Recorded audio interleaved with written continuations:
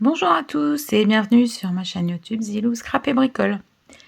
Alors en ce début d'année, je vais commencer par une petite carte de condoléances. C'est donc pour quelqu'un qui avait une cinquantaine d'années, donc on va essayer de rester dans une carte, quelque chose de fun quand même. Allez, c'est parti. Donc je suis venue chercher dans un des derniers blocs que j'avais pris chez Action avec du foil, Calme Nature. Et voilà, je trouvais alors ce papier-là, qui représente des pierres. Je pense, il y en a, j'ai hésité, hein, il y en a qui sont peut-être pas mal. Il y a même des photos qui peuvent être, vous voyez, ça peut être sympa, des petites photos comme ça de branchage, de la nature, vous voyez, des plantes, des choses comme ça. Je pense que ça peut être, bon alors sympa, si on peut dire sympa, pour une lettre une carte de condoléances, mais là c'est pareil, même si c'est redécoupé, je trouve que ça peut être assez, ça peut être utilisé sur une carte de condoléances. Donc là, ça me faisait penser un petit peu à des cailloux, sans être vraiment, sans faire trop granit, et voilà. J'aime bien aussi ce tampon qui représente donc une fleur de dent de lion ou de pissenlit. Avec la légèreté, ça s'envole, hein, ça part, voilà, comme l'esprit qui s'en va. Et on va l'embosser. Donc avec une poudre irisée comme ceci, une embossing powder voilà, donc il va avoir un ton un petit peu vert, un petit peu gris, un petit peu vert, qui me rappelle le ton de ce papier. Allez, on y va. Donc je vais découper, je vais faire la base de ma carte. Alors, je ne sais pas si je la fais en noir ou si je la fais... je pense que le blanc, ça va peut-être pas être terrible. On va essayer de découper plutôt la base de la carte en noir. Alors, je suis venue prendre, j'avais même ici, vous voyez, en papier cartonné marron. J'ai une carte comme ceci. Normalement, vous voyez, c'est écrit dessus, menu. Donc soit je la garde en format, parce que je trouve que le marron irait bien avec aussi. Et ça fait moins strict, moins austère que du noir. Donc soit je l'applique comme ça. Et puis je vais venir recoller mon papier fantaisie ici, ce qui fait que le mot menu ne se verra plus. Puis à l'intérieur, on ne le voit pas non plus. Ou alors je coupe de manière à avoir une carte qui fasse un format carré. Mais bon, je pense que je vais garder mon mot menu. Donc voilà, donc on va partir sur la base de cette carte qui va faire 11,5 de large par 17,5 de haut. Ça vous montre également qu'on peut réutiliser ce qu'on a de côté déjà. Vous voyez, moi des fois je vais dans une solderie, j'achète des papiers, des faire-part, des menus, des choses comme ça, parce que ça vaut 50 centimes ou 1 euro les 50 pièces. Et c'est du papier quand même avec un grammage assez épais. Ça permet de pouvoir avoir même pour faire des découpes, d'avoir des papiers qui sont pas mal. Donc on va venir maintenant découper du papier fantaisie pour mater par-dessus. Donc là on va laisser quand même, je vais bien laisser un demi-centimètre quand même de chaque côté. Donc on est à 11,5, donc on va retirer 1 cm, donc ça fera 10,5. 10,5 par 16,5. Allez, 10,5 par 16,5.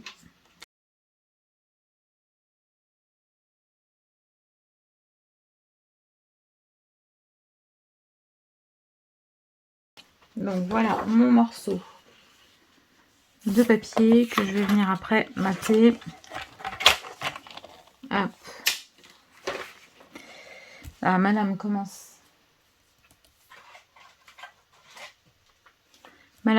un petit peu à s'abîmer, et donc je vais venir finalement vieillir et abîmer un petit peu, parce qu'en fin de compte on va rester sur quelque chose qui va être assez sobre, assez simple. Donc on va y mettre plein de petites touches comme ceci, et vous verrez, ça va rester dans la subtilité. Voilà, donc ça, j'ai mon papier de fond que je vais venir mettre comme ceci. Et puis, alors, vous voyez, le papier blanc, je trouve que c'est un peu trop flashy. J'ai par contre un papier un peu beige, un peu crème. Celui-ci, on est davantage, hop, vous voyez, je suis davantage dans la couleur. Donc là, eh bien, puisque c'est notre thème, c'est quand même le dessert, hein, mais ce qu'il en faut. Hein. Je voudrais faire une croix. Donc je pensais éventuellement faire une croix comme ceci et tamponner justement sur le corps de la croix mon dent de lion qui est ici. Hein, vous voyez, quelque chose de tout simple, tout bête. Hein. Mais voilà, donc je vais venir d'abord tamponner et puis je vais venir découper mon papier ensuite. Donc là, on va le tamponner à la Versamark.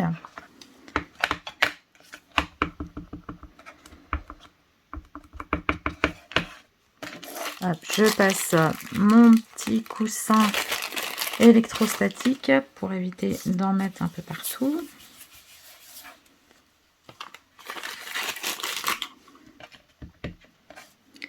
Voilà, donc je vais essayer de me mettre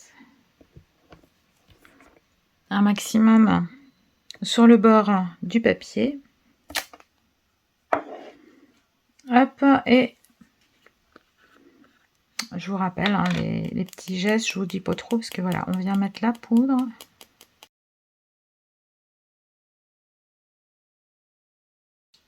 Allez, on va venir maintenant chauffer tout ça.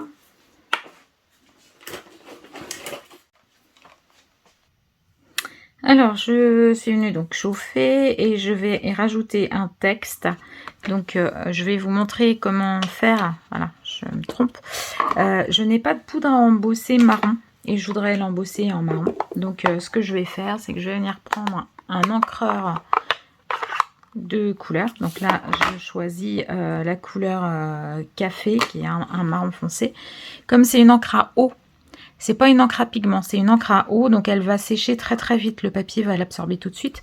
Donc je vais venir d'abord le mettre sur mon encreur Versamark de manière à laisser une pellicule grasse sur le tampon.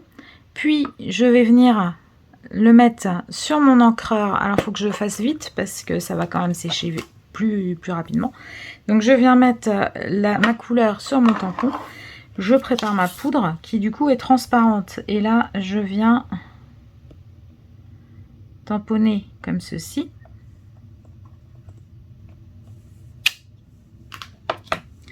Et je vais embosser. Parce qu'en fin de compte, vous voyez, alors je vais vous expliquer après. Hop. La Versamark qui se retrouvait en premier sur le tampon se retrouve à présent sur le dessus. Donc elle permet à la poudre de coller. Donc je sèche et je vous reprends. Voilà, donc là c'est un petit peu moins flagrant parce que c'est du marron, donc le marron on voit moins, mais si ça avait été du bleu, du rouge, on aurait vu davantage. Vous voyez, donc il y a le côté brillant avec la poudre à embosser et j'ai mon encre marron qui est là. Voilà, donc c'est une petite astuce quand vous n'avez pas de poudre à embosser de toutes les couleurs, hein, ça sert à rien d'en avoir de toutes les couleurs. Vous en prenez de la transparente et puis vous ancrez comme ça avec la couleur de vos projets. Allez, on va venir maintenant donc découper une bande. Voilà, donc je reprends mon massicot, on va voir comme ceci.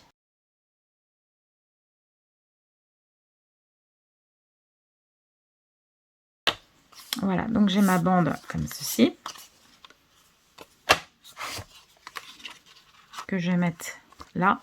Et puis je pense que je vais en mettre une plus petite pour mettre dans l'autre sens. Alors, la plus petite, donc celle-ci, on va regarder, hein, elle fait la largeur de mon dessin. Donc je suis à 3,4 et je vais peut-être en mettre une autre de 1,5. On va faire une petite bande de 1,5. Donc là, j'ai pas de chute de cette couleur-là.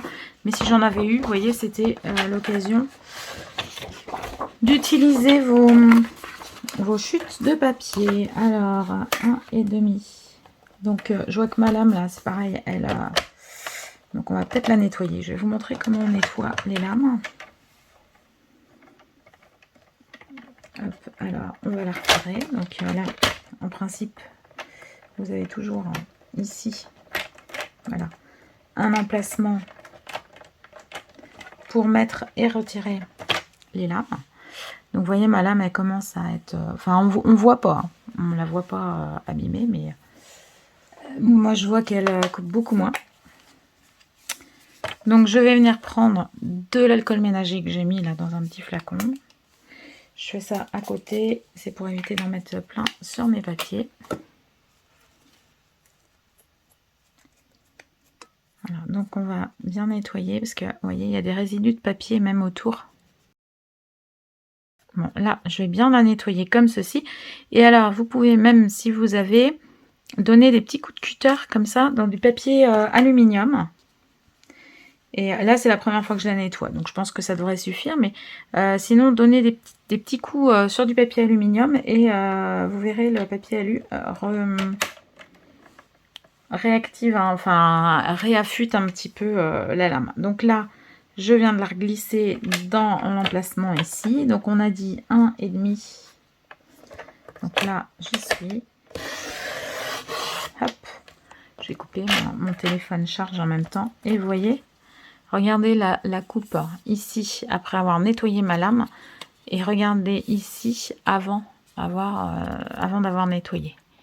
Vous voyez, il n'y a pas photo. C'est vraiment... Donc pensez quand même à les nettoyer régulièrement. Et puis là où il faut aussi nettoyer, c'est... Voilà. Vous voyez ici, dans la petite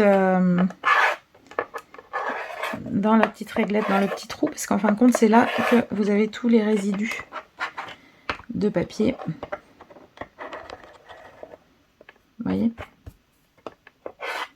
c'est pas du luxe, donc je vais jeter ça et je nettoie. Donc si vous n'arrivez pas, quand c'est vraiment très sale, vous prenez un petit pinceau ou vous voyez, moi j'ai pris mon petit réglet et j'ai quand même pas mal de petites poussières de papier. Donc je reprends ma petite carte. On va venir commencer à coller un petit peu les papiers pour éviter d'en avoir partout. On va coller ça sur la couverture dans un premier temps. Et puis voilà, je vous passe tout ça en accéléré.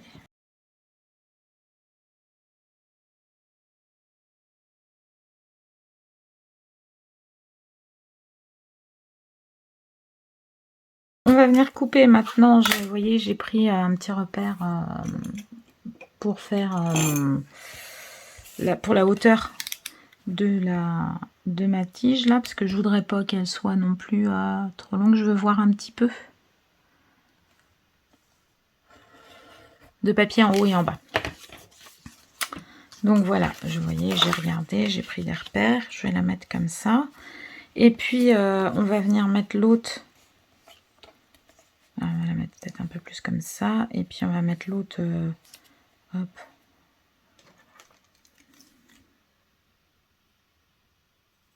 Jusque là. Et je pense que je vais remettre un autre texte sur celle-ci. Donc là, j'aligne pour être bien droite.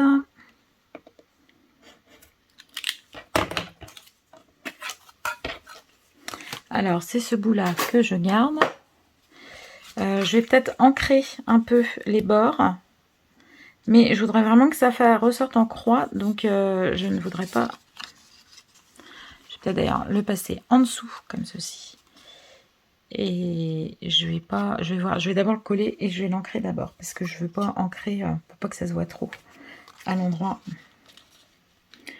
où ça va être. Alors, je vais mettre ça à peu près comme ceci. Et ça à peu près comme ça.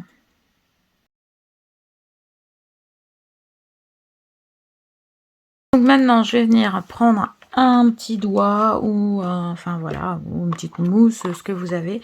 Je vais reprendre mon encre couleur café là, qui est un petit peu foncé, mais voilà. Et je vais venir légèrement ancrer tous les petits bords comme ça de mon papier.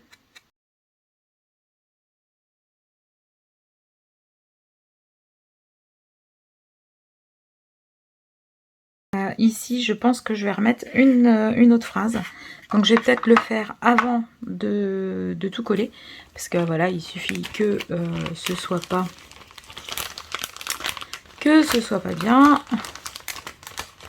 Bah, après, c'est foutu. Alors, qu'est-ce que j'ai comme petite phrase? Parce que j'ai mis de tout cœur avec vous.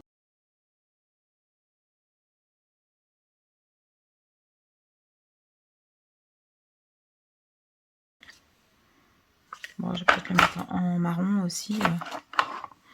Donc, c'est reparti. Je vous remontre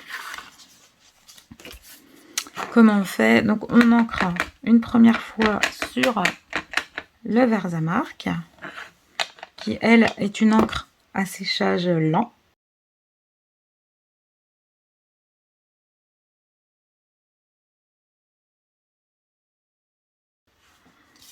On va se mettre comme ça. Nous partageons votre chagrin. Tac.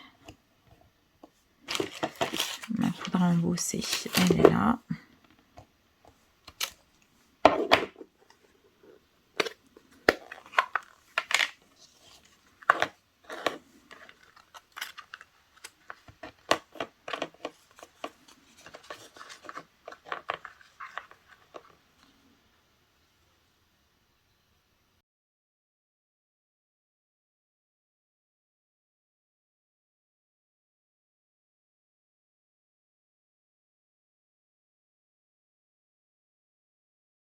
Donc comme ça, vous aurez vu, je vous aurais montré 2 fois là sur la vidéo. Vous voyez, le texte est pas mal comme ça.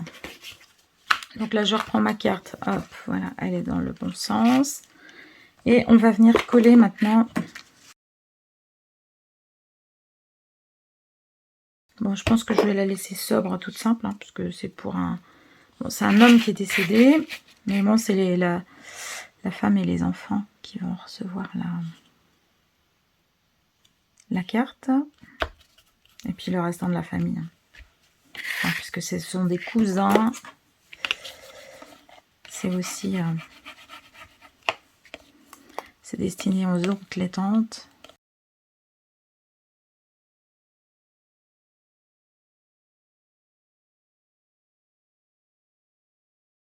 Donc bon voilà, éventuellement on peut mettre des feuillages ou des choses comme ça, autrement à venir de part et d'autre.